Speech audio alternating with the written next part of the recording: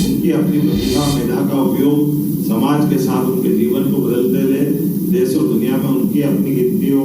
कहने के लिए तो बहुत सारी बात, लेकिन आज मैं इतनी बात में अपनी बात समाप्त करूंगा कि अगर दुनिया के अंदर अणु परमाणु की व्याख्या हो, ब्रह्मांड के रहस्य की बात हो, पेड़ पौधों में जीवन की बात हो, ये प्रत्येक चीजों के बेस में अगर अपन जाएंगे तो निश्चित रूप से भारतीय ज्ञान परंपरा का ही आधार उनको सबको मिलता है। मेरी अपनी ओर से भारत चूंकि ज्ञान का उद्गम केंद्र रहा है, इसलिए दुनिया के होंगे कई सारे देश जिनकी देश की अपनी ताकत के बलबूते पर वो दुनिया में कब्जा करना चाहते हैं, अपनी अधिसत्ता बनाना चाहते हैं, लेकिन एकमात्र देश भारत है जो अपने आप को गुरु कहते हैं। गुरु अर्थात अंधेरे से प्रकाश की ओर ले जाने वाली परंपरा के रूप में अपना स्थान सुरक्षित रखना चाहता है।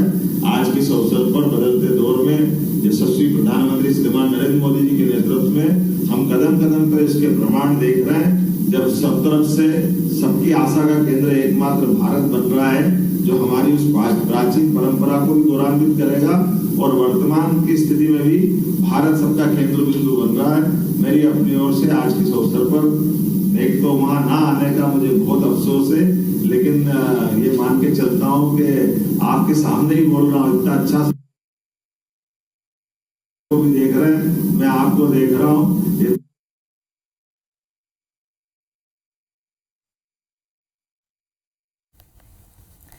तो उज्जैन से लाइव तस्वीरें आप देख रहे हैं, जहां पर सीएम डॉक्टर मोहन यादव ये जानकारी दे रहे थे। आज राष्ट्रीय संगोष्ठी पर सीएम डॉक्टर मोहन यादव समक्ष आए थे और खगोल विज्ञान एवं भारतीय ज्ञान की परंपरा इस विषय पर वो बातचीत करते हुए आपको सुनाई दे रहे थे। उज्जैन से लाइव तस्वीरें आपने देखी। सीएम डॉक्टर मोहन यादव ने कई मुद्दों पर अपनी बातचीत, अपनी प्रतिक्रिया दी।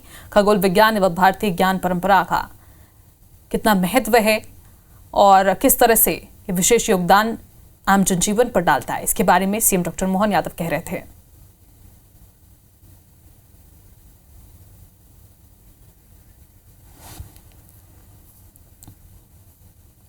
तो हर बार की तरह सीएम डॉक्टर मोहन यादव हर दिन मीडिया के सामने मुखातिब होते हैं, रूबरू होते हैं और जिस दिन भी जिस विशेष आयोजन का जो आयोजन होता रहता है उसकी जानकारी भी साझा करते हैं। तो खगोल विज्ञान एवं भारतीय ज्ञान परंपरा के विषय पर बातचीत करते हुए सीएम डॉक्टर मोहन यादव, उज्जैन से लाइव तस्वीर।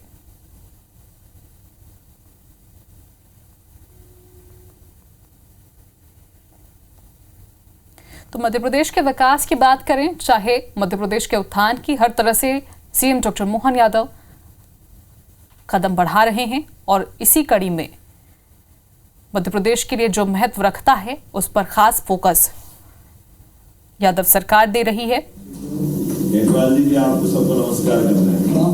ये मान के चले कि केजरीवाल जी भी आपके इस कार्यक्रम का हिस्सा है। इस अवसर पर एसीएस संजय दुबे जी, नेपकास्ट के डायरेक्टर डॉक्टर अनिल कोठारी जी, डॉक्टर सुधीर मिश्रा जी जो हमारे बीच विशेष रूप से पधारे, आपका मैं स्वागत करता हूँ। श्रीमान अशोक करेल जी हिंदी ग्रंथ अकादमी के डायरेक्टर हैं, डॉक्टर रमन सोलंकी जी, इस वाकणकर न्यास के अध्यक्ष श्रीमान हेमंत भोलकर जी, कुलगुरु प्रोफेसर अर्पण भारद्वाज जी, श्रीमान सुहास जोशी जी, डॉक्टर एस कुमार जी और इस अवसर पर मौजूद आप सब गणमान्य अतिथिगण, आमंत्रित सज्जनों, प्यारे मित्रों, पत्रकार साथियों। जब ज्ञान परंपरा की बात करते हैं तो जैसे मैंने प्रारंभ में कहा है कि हमारे यहाँ बड़ा जो जिसके कारण से उज्जैन की दुनिया में पहचान होना चाहिए, ये काल की नगरी अर्थात समय की नगरी, और समय की नगरी में डोंगला अब इस बात का गवाह है कि हम अपने खगोली ज्ञान की बात नहीं कर रहे, अब भूगोलिक ज्ञान के आधार पर भी जीपीएस के माध्यम से हम अपनी पृथ्वी पर उपस्थिति दर्ज कर सकते हैं कि किस तरह से हम सेंटर पॉइंट में हैं। और दुनिया के अंदर घड़ी देख करके आजकल मैं युवा संवाद का कार्यक्रम 1 साल के अवसर पे करता हूँ और कई लोगों से विनोद में बात करता हूँ, मजाक में पूछता हूँ कि ये बताओ घड़ी चलती काहे से? तो मित्र कई सारे बताते हैं घड़ी सेल से चलती है, घड़ी कांटे से चलती है। और ये भी बात करता हूँ कि बताओ कि ग्रह नक्षत्र का आपके जीवन पे क्या असर है। 90% ये ध्यान नहीं जाता सबका कि घड़ी का मतलब एक ग्रह से दूसरे ग्रह की परिक्रमा है। सौर मंडल के अंदर सूर्य की परिक्रमा पृथ्वी करती और 365 दिन में उसकी परिक्रमा का चक्र पूरा होता है और 24 घंटे में अपने अक्ष में भी पृथ्वी घूमती, जो दिनों रात के रूप में हमारे सामने 12-12 घंटे का इनका दिनों रात का हिस्सा आता है। तो चक्री क्रम में हमारे आसपास सब कुछ घूम रहा है, लगातार भ्रमण हो रहा है। लेकिन जाने अनजाने हमारे स्कूली सिलेबस की बात कर सकते, कॉलेज की बात कर सकते, कि हमारा ध्यान ही नहीं आता कि हमारी घड़ी का आधार अगर कोई है तो सूर्य की परिक्रमा है, पृथ्वी परिक्रमा करेगी तो उसकी गिनती हो। और इसी प्रकार से अगर हम खगोल की बात करें तो खगोल की बात में दुनिया के लोग गैलीलियो और दूरबीन पता नहीं क्या क्या देखते हैं, वो बात करते हैं कि ये इससे वो ग्रह दिखा वो नहीं दिखा।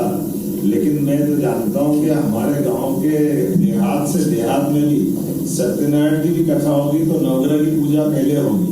अर्थात ग्रहों का ज्ञान हमारी प्राचीन परंपरा में पहले से ही है।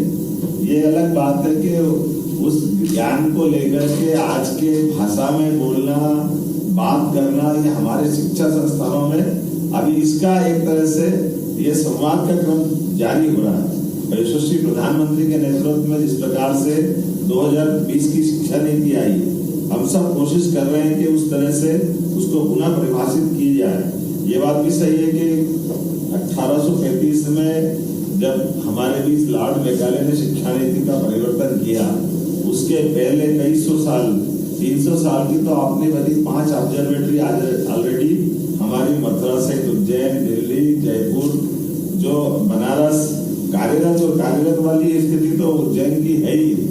लेकिन मैं आज मान के चलता हूँ कि उससे बड़ी बात एक और हो रही है, जो हमारे लिए एक दूसरे भाषा में हम ये ध्यान दें कि आज 21 दिसंबर है, 21 जून और 21 दिसंबर, इसको शब्द दिया है यूनेस्को के द्वारा योग शिविर, योग दिवस और आज का ध्यान दिवस।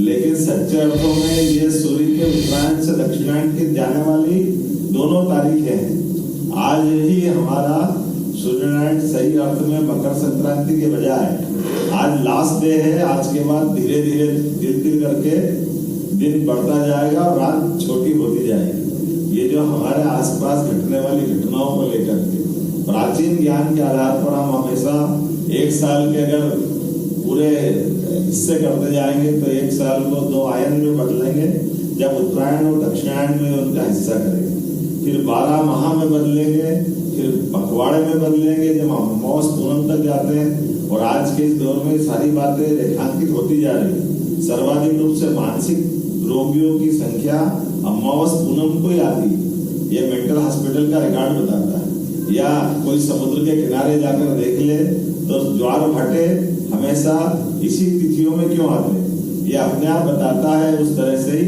जैसे आज समय की गणना की अगर हम बात करें तो समय की गणना में दुनिया में चले जाए तो हर एक कोई चंद्र और सूर्य से ही गिनती बताएगा, लेकिन सच्चे अर्थों में हम नक्षत्रों से भी गिनती कर सकते हैं। ये हमारे पंचांग के माध्यम से मालूम पड़ता है।